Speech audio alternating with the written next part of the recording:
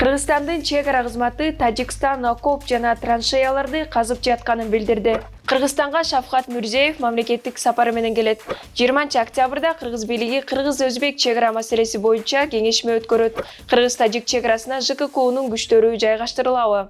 Украинаны бомбалоодо Ирандын камикадзе дрондору колдонулуп атабы?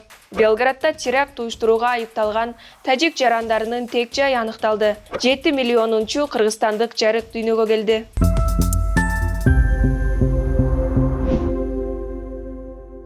Кыргызстандын чегара кызматы чегара аймактарындагы кырдаалды турукташтыруу боюнча чараларга протоколго кол коюлганына карабастан, тажик тарап кырдаалды чыңалтып, кайрадан чатакка алып келе турган иш-аракеттерди улантып жатканын айтты. Кыргыз чегарачылары тажик тарап 25 сентябрдан тарта чегара тилкесинин бардык аймагы боюнча окоп жана траншеяларды казып жатканын кабарлады. Андан сырткары Тажикстан Кыргызстандын аба мейкиндигин бузган 10дон ашуун факт катталганын белгиледи. Ошондой эле тажик тарап головной суу бөлүштүрүүчү жайынын каршы тарабына тез жардам унаасында жарандык унааларда курал-жарак ташып жатканы айтылды. Мындан улам Кыргызстандын чегара кызматы Тажикстанды жетишилген макулдашууларды аткарып, тынчтыкты сактоого чакырды. Ага чейин Кыргызстандын чегара аскерлеринин Согди облусу боюнча башкармалыгы кыргыз тарап чегарадагы кырдаалды курчутууга багытталган атайын аракеттерди көрүп, ок атуучу позицияларды даярдап, окопторду казып, кошумча аскердик техниканы тартууну улантып жатканын билдирген. Ошондой эле Кыргызстан Тажикстандын аба мейкиндигин үзгүлтүксүз бузууга багытталган чагымчыл аракеттерди көрүп жатат деп айыптаган. Кемпирабад тагдыры дале көңүл чордонунда. 19 октябрда Жогорку Кеңештин эл аралык иштер боюнча комитетинин жетекчиси Чыңгыз Айдарбеков Кемпирабад суу сактагычынын маселеси каралып жатканда министрлер кабинети депутаттардын кыргыз-өзбек чегарасы боюнча келишим долбоорун колдоп берүүнү суранганын ачыктады. Ошондой эле Айдарбеков президент Садыр Жапаровго кайрылып, чегара маселесинде тең салмактуу чечим кабыл алынат деп ишенерин айтты.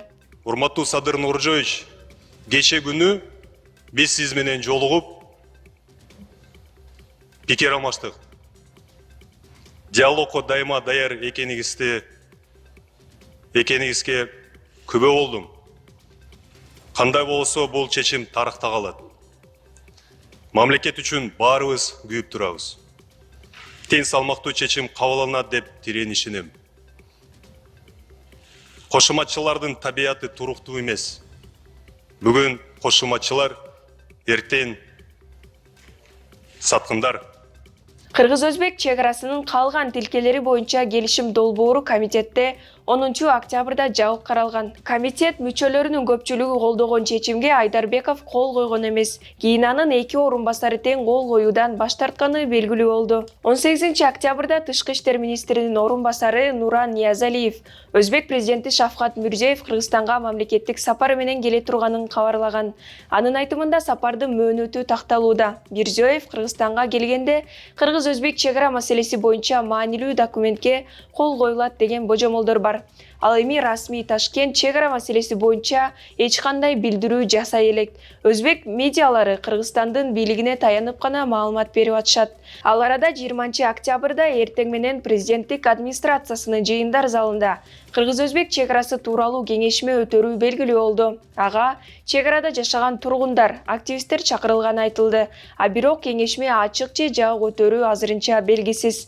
15 октябрда Өзгөндө Кемпирабад тагдыры боюнча элдик курултай өткөн. Ага 1000ден ашуун киши катышып, резолюция кабыл алынган. Делегаттар Кемпирабад берилбесин деген чечим кабыл алышты. А бирок бийлик азыркыга чейин элдик курултайга реакция кыла элек. Кыргызстандын коргоо министри Бактыбек Бекболотов 19 октябрда курган маалымат жыйынында Кыргыз-тажик чегарасынын талаштуу аймактарына ЖККнун тынчтык орнотуучу күчтөрүн жайгаштырууну сунуштаганын айтты. Ал Кыргыз-тажик чегара маселесин чечүүдө 3-чү калыс тарап керек деди. Недавно я встречался с генеральным секретарем Организации договора коллективной безопасности со Станиславом Зась. Он прибывал сюда. Я ему сказал, что между кыргызами и таджиками мира не будет. Почему? Теперь отвечу вам. Потому что у кыргыза есть своя правда, у таджика есть своя правда.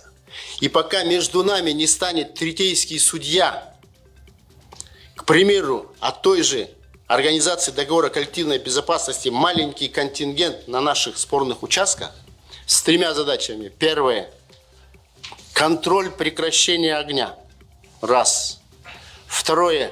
Отвод тяжелого вооружения техники с государственной границы.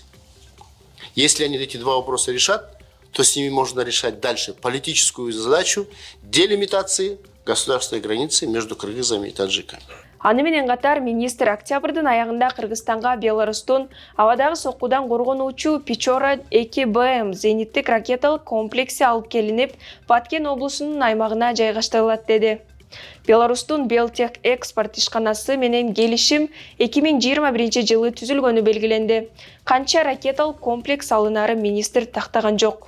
Буга улай жогорку кеңештин комитеттери Баткен жана Ош облусунун чек арага жакын аймактарында жашаган тургундарына өзгөчө абал учурунда курал-жарак берүү жөнүндөгү мыйзам долбоорун 3 окууда жактырганын Клооптун басылмасына депутат Марлен Мамателиев маалымдады. Бул деймилгени регламент боюнча комитеттер 18 октябрда жабык караган. Эми мыйзам долбоору 20 сентябрда жогорку кеңештин жалпы жыйынында каралышы күтүлүүдө. Мыйзам долбоорунда курал-жарак 20 жашка чыккан. Коргонуу боюнча атайын коопсуздук эрежелери боюнча окуудан өткөн жарандарга берилет деп айтылат. 17 октябрдын таңында Украинанын Киев, Днепропетровск, Одесса жана башка шаарларында жардыруу болуп, кеминде 8 киши набыт болду. Украин бийлиги чабуул Иран чыгарган камикадзе дрондору менен жасалды деп билдирди. 10 октябрдан бери Орусия Украинанын энергетикалык инфраструктурасына баллистикалык ракеталар менен массивдүү сокку урган. Анда 19 киши курман болгон. Украина, Орусия Шахид 136 учкучсуз учактарын Ирандан сатып алып, аны Геран-2 деп атап, колдонуп жатканын айтууда. Бирок Ирандын тышкы иштер министри Хосейн Амир Абдаллахиян 15 октябрда Иран Орусияга камикадзе сатканын четке каккан. Көп өтпөй Reuters агенттиги Теграндагы жогорку деңгээлдеги атка минерлерге жана дипломаттарга таянып, Иран Орусияга учкучсуз учактар менен кошо жер тибиндеги ракеталарды да берүүгө макулдашканын жазды. Иран менен Орусиянын курал-жарак сатып алуу келишими 6 октябрда Иран бийлигинин өкүлдөрү Москвага келген учурда түзүлгөнү айтылууда. Вашингтон Постта өз булактарына таянып, 16 октябрда Иран Россияга учкучсуз учактар менен катар баллистикалык ракеталарды жеткирип берерин кабарлаган эле. 15 октябрда Орусиянын Белгород облусундагы аскер полигонунда атышуудан 11 адам каза таап, 15 киши жаракат алган чуулуу окуяны уксаңыз керек. Орусиянын коргоо министрлиги атышууну КМШ өлкөлөрүнүн 2 жараны кылган теракт деп атады. Кийин полигондо теракт уюштурду делгендер Тажикстандын 24 жаштагы Эхсон Аминзода жана 23 жаштагы Мехроп Рахмонов аттуу жарандар экени ачыкталды. Экөө тең өз ыктыяры менен Чертановск аскер бөлүгүнөн мобилизацияланганы айтылууда. Озоди радиосу Эхсондун жакындары менен байланышканда, алар тууганынын Украинадагы согушка барууга каалоосу болгон эместигин белгилеп, жакында үйлөнүүгө ниеттенип жаткан эле деп айтып беришкен. Тажикстандын расмий бийлиги азырынча бул инцидент тууралуу билдирүү тарата элек. Ал арада Орусиядагы укук коргоочулар мигранттарды согушка азгырган компания күч алганын айтып, аларды согуш бүткөнчө өз мекендерине чыгып турууга чакырып атышат. Ал эми 17 октябрда Москванын мэри Сергей Собянин Борбор калаада жарым-жартылай мобилизация аяктаганын жарыялады. Мэрдин расмий сайтында Москванын аскердик комиссары мобилизациянын максаттары аткарылганын айткан. Бирок канча шаар тургуну мобилизацияланганы так айтылган эмес. 14 октябрда Астанадагы саммитте президент Владимир Путин мобилизация 2 жума аралыгында аяктарын айткан. Путин мобилизацияга 222 миң киши тартылганын билдирген. Иранда 16 жаштагы кыз Ирандын руханий лидери Аятолла Али Хаменеяны даңктап ырдоодон баш тартканы үчүн мектепте коопсуздук күчтөрү тарабынан сабалып каза болду. Бул тууралуу Guardian гезити кабарлады. 13 октябрда күч органдары орто мектепке кирип барып окуучулардан Али Хаменеяны мактаган ырды-ырдоосун талап кылышкан. Ырдабай койгондор сабалып ооруканага түшкөн. Кээ бири камакка алынган. 14 октябрда Астра Панахи ооруканада каза болгондон кийин элдик толкундоолор кайрадан күч алды. Андан мурда Ирандын Тегеран шаарындагы Эйвин түрмөсүндө саясий туткундар тополоң чыгарып, түрмөдө өрт чыккан. Андан курман болгондордун саны 8ге жетип, 60тан ашуун киши жаракат алды. Иранда хиджабты туура эмес кийди деген айып менен милиция тарабынан кармалып, кийин каза болуп калган 22 жаштагы Махса Аминенин өлүмүнөн бери Иранда массалык нааразычылык акциялары токтобой келет.